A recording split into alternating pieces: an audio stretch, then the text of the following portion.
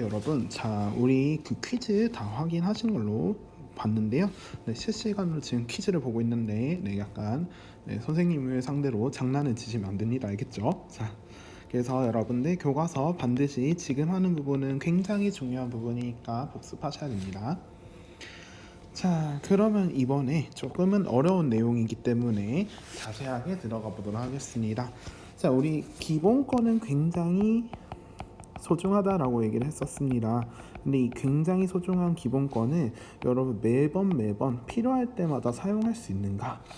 요거는 여러분들 생각지도 못했던 의문일 수도 있습니다. 자, 오늘은 기본권의 제한에 대해서도 한번 살펴보도록 하겠습니다. 자, 우리가 기본권을 제한했을 때 가장 대표적인 예로는 최근 코로나19가 나타나면서 생기고 있는 노마스크에 대한 내용인데요.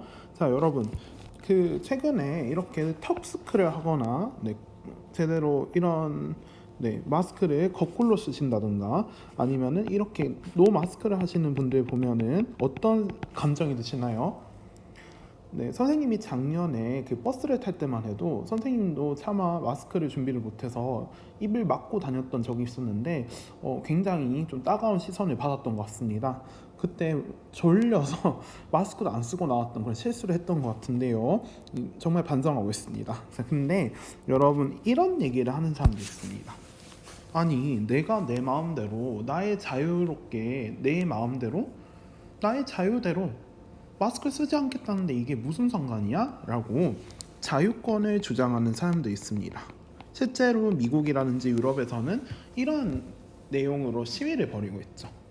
하지만 이 자유권이 무조건 소중하지만 무조건 보호받지는 않습니다. 왜냐? 더 큰 가치가 있기 때문이죠. 자, 개인의 자유보다 더 큰 게 뭐가 있냐? 우리 전체의 안전이라는 부분이 최근에 드러났죠. 마스크를 쓰지 않았던 분들 덕분에 뭐 전체 감염이 일어난다든지 단체 감염이 일어나는 경우를 여러분들 작년에 많이 보셨을 겁니다.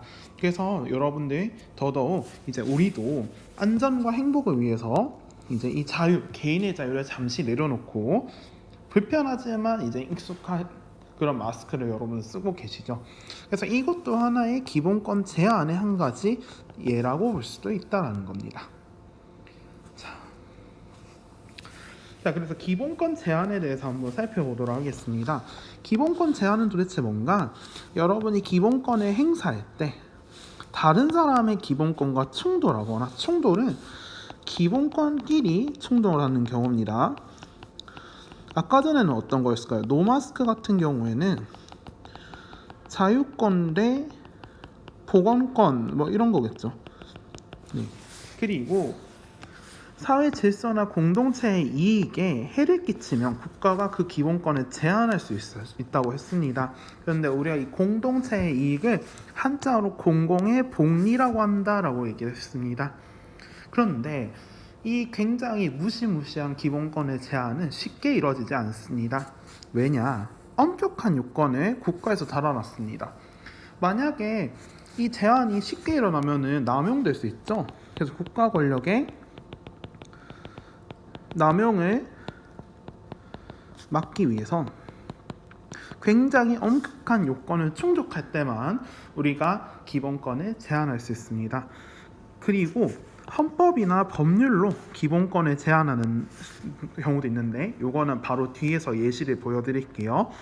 자, 다시 얘기하지만 엄격한 요건을 설정해서 오히려 여러분들이 국가 권력으로부터 기본권 침해당하는 경우를 오히려 방지하고 그 엄격한 요건을 지켰을 때만 우리 국가가 기본권을 제한할 수 있는 거예요. 그 요건은 4가지가 있는데 잠시 뒤에 과잉금지 원칙이라는 걸로 한번 보도록 하겠습니다. 그래서 목적은 뭐다? 기본권을 오히려 철저히 보장한다라는 겁니다. 자, 그래서 그 대표적인 예는 대한민국 헌법 제23조인데요. 여러분들 교과서 200페이지 후반대도 있습니다. 그래서 한번 보도록 할게요. 자, 모든 국민의 재산권은 보장됩니다. 하지만 그 내용과 한계는 법률로 정해진다 라고 해서 아까 전에 법률로 제한될 수 있다라는 겁니다. 자, 그런데 여기 헌법 내용에 보면은 재산권의 행사는 공공법리에 적합하도록 해야 된다라고 얘기했습니다.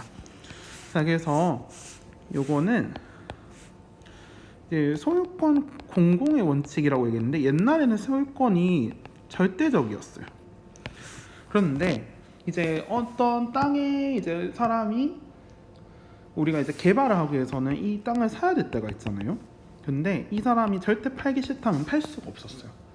하지만 이 사람 때문에 공공이 우리 모두가 이제 편의를 누릴 수 있는 시설을 만들지 못한다면은 국가는 이 사람의 재산권, 자유로운 이제 권리를 제한할 수 있습니다. 그리고 강제적으로 보상을 하고 수용을 할 수 있는 거죠. 대표적인 예가 재개발 내용들이 있다는 겁니다. 그래서 우리 2항이 이제 기본권을 제한하는 내용이다. 이제 절대적인 거였는데 이제는 약간 상대적인 내용으로 됐다라는 겁니다. 절대적인 부분이 사라졌다라고 보시면 되겠습니다. 자, 그리고 여러분 요거는 매우 중요합니다. 선생님이 매우 중요하다는 내용은 요것은 여러분 내신뿐만 아니라 수능에도 반드시 나올 수 있는 매우 중요한 부분입니다. 자, 그래서 여러분 이 헌법 37조 제2항은 여러분 반드시 외우셔야 됩니다. 자, 한번 따라해 보도록 하겠습니다.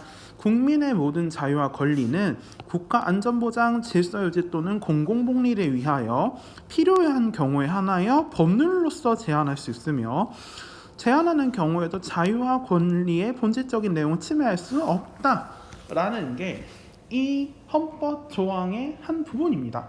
근데 이걸로 여러분 과잉금지 원칙을 설명을 해보도록 하겠습니다. 자, 기본권 제한은 될 수 있는데 그 목적이 뭐냐? 자, 국가의 안전을 보장하거나 질서를 지키기 위해 아니면 공공의 이익을 지키기 위해서 첫 번째 제한할 수 있다는 게 목적 요건입니다. 그리고 어떤 식으로 필요한 경우에만 할 수 있다는 거죠. 그래서 필요한 경우에만 할 수 있다는 게 방법 요건이고요. 자, 무엇으로 제한할 수 있냐?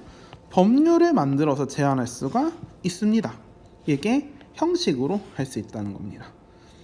사실은 이 차이가 뭔가요? 라고 할 수 있는데 형식은 어떻게 보면 틀이라고 보시면 더 이해하시기 쉬워요. 그래서 어떤 아니면 도구, 네, 그리고 제한하는 경우에 요것도 중요합니다. 자유와 권리의 본질적인 내용은 침해할 수 있다? 없습니다. 이게 한계인 겁니다. 그래서 요 한 조항을 가지고 선생님이 지금 5덩어리로 나눴습니다. 근데 이 중에 4가지는 정말 중요하다라는 거 여러분들 정확하게 이해하셔야 됩니다. 별표 3개 넣었습니다. 그래서 여러분들 오늘은 요 조항을 반드시 3번은 써보도록 합시다. 자, 다시 읽어보는 시간 가지도록 할게요. 시작. 네, 여러분, 네, 우리 교실보다 목소리가 크신 것 같습니다. 자, 그래서 넘어가 보도록 하겠습니다. 그럼 이제 이 과잉금지의 원칙 이 4가지는 뭔가 한번 보도록 합시다. 첫 번째입니다. 목적이 정당한가입니다. 목적 요건 아까 전에 있었죠. 이 37조 제2항에 자, 국가안전보장, 질서유지, 공공복리의 목적을 위해서 기본권을 제한하는 법률을 만드는가? 이게 첫 번째입니다. 이게 뭐라고요? 목적이 정당성, 목적의 정당성이라고 얘기했습니다. 자, 그리고 두 번째입니다. 그러면은 이 기본권을 제한하려는 수단이 적합한지 봐야 됩니다. 자, 예를 들어서 자유권을 예를 들어서 1만 이제 1 정도를 제한하는데 100만큼을 제한하면 안 되겠죠, 아무래도. 자, 그래서 이 제한하는 수단이 이 목적을 이루기 위해서 적합한가를 봐야 된다는 겁니다. 예를 들어서 재산권을 제한하는데 갑자기 이 사람한테 사형을 뭐 이런 식으로 얘기한다면 전혀 맞지 않겠죠. 자, 그리고 누군가한테 이 제한을 하다 보면 피해가 생길 수 있습니다. 그래서 그 피해가 가장 적은 방법으로 해야 된다는 거고요. 그리고 이 기본권을 제한하다 보면은 이 보호해야 되는 공익이 있고 반대로 침해되는 사익이 있을 수 있습니다. 그래서 반드시 보호할 공익이 커야 됩니다. 같거나 작으면 굳이 그거를 할 필요가 없어요. 반드시 커야 됩니다. 반드시. 같으면 안 돼요. 자, 그래서 이렇게 네 가지가 있습니다. 자, 목적이 정당한가, 목적의 정당성, 수단이 적합한가, 수단의 적합성, 피해가 적어야 된다, 피해의 최소성, 그리고 법익이 이제 요게 좀 어렵습니다. 법적인 이익이 균형을 맞춰야 된다는데 말은 균형인데 같거나 커야 된다. 근데 이제 보통은 커야 된다라고 얘기했습니다. 같으면 굳이 할 이유가 없어요. 자, 그래서 법익의 균형성까지 네 가지가 있습니다. 그래서 이것도 매우 중요하다라는 겁니다. 자, 그러면 여러분 교과서 37쪽 개념 확인하기 1과 2를 한번 풀어보도록 하겠습니다. 네, 여러분 푸신 걸로 보고 보도록 하겠습니다. 2학년 2반한테 이렇게 물어봤습니다. 우리는 교과서 30에서 30쪽 중에 뭐를 배웠는가? 그랬더니 2학년 2반이 아주 똘망똘망하게 자, 헌법 속 기본권에는 뭐가 있는가? 그리고 기본권에 제한했던 어떤 요건이 필요한가를 했었습니다. 방금 했던 37조 제2항 그리고 뭐가 있었어요? 과잉금지 원칙 이거 두 개 세트로 기억하셔야 됩니다.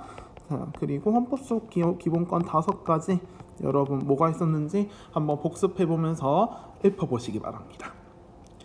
자, 그럼 우리 다음 시간에는요 푸우쌤하고 풀어보면 좋을 법한데 1단원 문제를 보도록 할 거고요. 우리가 1단원에서 배운 내용이 2학년 학평 기출문제에서 어떻게 적용되는지 반드시 살펴보도록 하겠습니다. 그래서 여러분들 다음 9차시 수업 전까지는 문제를 풀어보시고 오셔야 됩니다. 그래야지 여러분들이 틀리더라도 아 이래서 틀렸구나 라고 하는 겁니다. 그리고 선생님이 문제를 풀이할 때 어떻게 하면 문제를 조금 더 빨리 풀 수 있는지 그런 비법 아닌 비법들도 보여드리도록 하겠습니다. 그래서 반드시 많이 틀려도 상관없습니다. 우리가 지금 이게 여러분들 최종 점수가 아닙니다. 그래서 여러분들 즐거운 마음으로 두려워하지 말고 열심히 풀어보도록 합시다. 자, 어제 좀 놀란 일들이 있었죠. 아무튼 선생님이 조금 관심을 좀 더 기울였어야 했는데 여러분한테 조금 그런 무리를 본의 아니게 선생님이 한 건 아니지만 일으켜서 좀 미안합니다. 자, 하지만 놀란 가슴은 잠시 내려놓고 이번 주도 여러분들 행복하게 보내시기 바랍니다. 네, 여러분이 없는 지금 한 주가 조금 허전한 것 같지만 다음 주에 활발하게 웃으면서 볼 여러분들 기대하면서 오늘은 여기까지 하겠습니다. 자, 힘을 내시고요. 고생 많으셨습니다. 안녕. 다음 시간에 만나요.